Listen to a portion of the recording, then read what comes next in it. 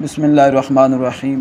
عامہ سال اول میں نصابی کتب میں سے ایک پیاری کتاب قانون شریعت، جس میں معاشرے کے اندر پیش آنے والے عام مسائل کا بیان ہے، وہ پڑھائی جاتی ہے۔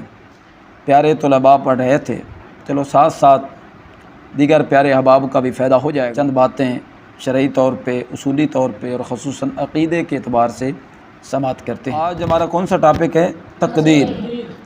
مسئلہ تقدیر کی وضاحت کریں گے۔ تقدیر کا معنی و مفہوم کیا ہے یا اس کا کیا مطلب ہے؟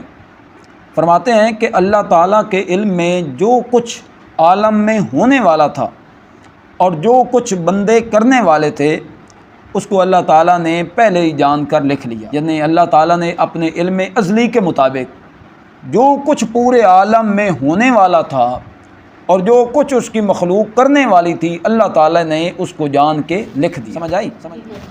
کسی کی قسمت میں بھلائی لکھی اور کسی کی قسمت میں برائی، اس لکھ دینے نے بندہ کو مجبور نہیں کر دیا کہ جو اللہ تعالیٰ نے لکھ دیا وہ بندے کو مجبوراً کرنا پڑتا ہے، بلکہ بندہ جیسا کرنے والا تھا ویسا ہی اس نے لکھ دیا۔ یہ بڑا حساس مسئلہ ہے کہ بعض لوگ ہوتے ہیں نا، وہ برائی کرتے ہیں اور پھر انہیں کہا جائے حضرت جی آپ برائی کر رہے ہیں، یہ آپ کیوں برائی کر رہے ہیں، اسے اعراض کریں، یہ آپ نے کیوں برائی کی ہے، آپ اسے چھوڑ دیں۔ تو وہ دونوں اعتبار سے جملہ بولتا ہے، یار نہ اصل معاذ اللہ یہ تقدیر میں اس طرح لکھا تھا، ابھی میں کر رہا ہوں یا میں نے کیا ہے یہ کام۔ یہ جملہ بولنا قابل گرفت ہے، لہٰذا اس سے بالکل اعراض کرنا چاہیے۔ یہ نہیں ہے کہ اللہ نے جو لکھ دیا ہم مجبور ہیں وہ کرنے پہ، نہیں، بلکہ ہم جیسا کرنے والے تھے نا اللہ نے ویسے ہی لکھ دیا۔ جیسے ہم کرنے والے تھے نا اللہ نے ویسے ہی لکھ دیا، اپنے علم ازلی کے مطابق جان لیا کہ میں مخلوق کے اس فرد کو پیدا کروں گا تو یہ بڑا ہو کے کیا کرے گا، تو پھر وہ سارا معاملہ اللہ تعالیٰ نے اپنے علم کے مطابق جان کے لکھ دیا۔ اس کو تقدیر کہتے ہیں۔ اب کوئی بندہ یہ نہیں کہتا کہ معاذ اللہ میں نماز اس لیے نہیں پڑھتا چونکہ تقدیر میں نہیں لکھی، یہ کہے کہ معاذ اللہ میں زکوٰۃ نہیں دیتا چونکہ معاذ اللہ تقدیر میں نہیں لکھی۔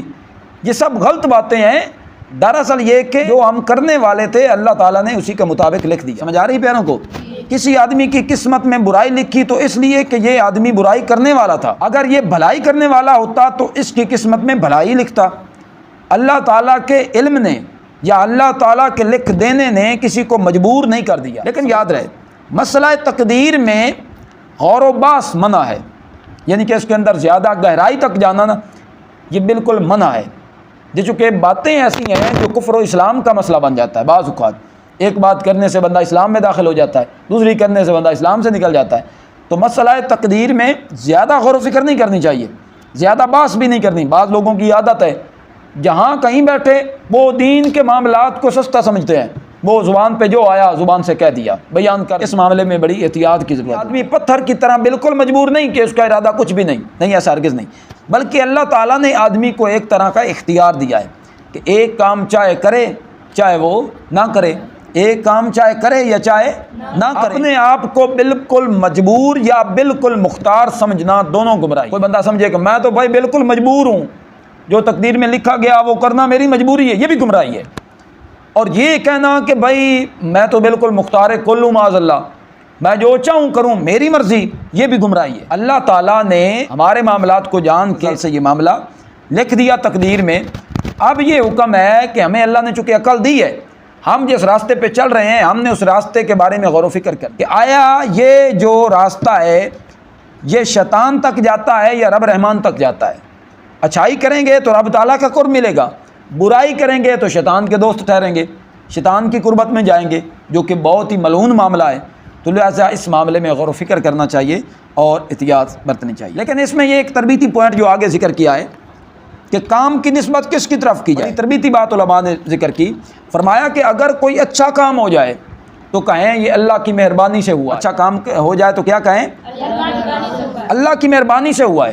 اور اگر کوئی برا کام ہو جائے تو کہیں یہ میرے نفس کی شامت ہے۔ ایک بزرگ تھے، ان کی فجر کی جو نماز تھی نا وہ جماعت سے رہ گئی، انہوں نے نا بغیر جماعت کے پڑھی۔ ان بزرگوں کی فجر کی نماز جماعت سے رہ گئی، نماز پڑھی اور اپنے آپ کو ملامت کرنے بیٹھ گئے، کہنے لگے یار نفس ضرور تیرا کوئی کرتوت ہے جس کی وجہ سے آج میری نماز جماعت سے رہ گئی۔ اور پھر میں آپ کو ایک اور بات بتاتا چلوں کہ ایک بزرگ تھے، ان کی اسی طرح نماز رہ گئی تو نماز انہوں نے ادا کی، ادا کرنے کے بعد وہ افسوس کرنے بیٹھ گئے اور کہنے لگے لوگوں کا کوئی عزیز فوت ہو جائے تو لوگ تعزیت کے لیے آتے ہیں، لیکن افسوس کہ میری تو نماز جماعت سے رہ گئی اور لوگ اذیت کوئی نہیں آئے۔ تو اس لیے چاہیے یہ کہ نیکی ہو تو کہیں اللہ کی طرف سے ہوئی، اور کوئی برائی سرزد ہو جائے تو طریقہ یہ ہے کہ ہم کہیں کہ یہ ہمارے نفس کی شامت ہے، فوراً توبہ کریں، فوراً اللہ کی بارگاہ میں رجوع کریں، کیونکہ اللہ تعالیٰ توبہ کرنے والوں کو پسند کرتا ہے۔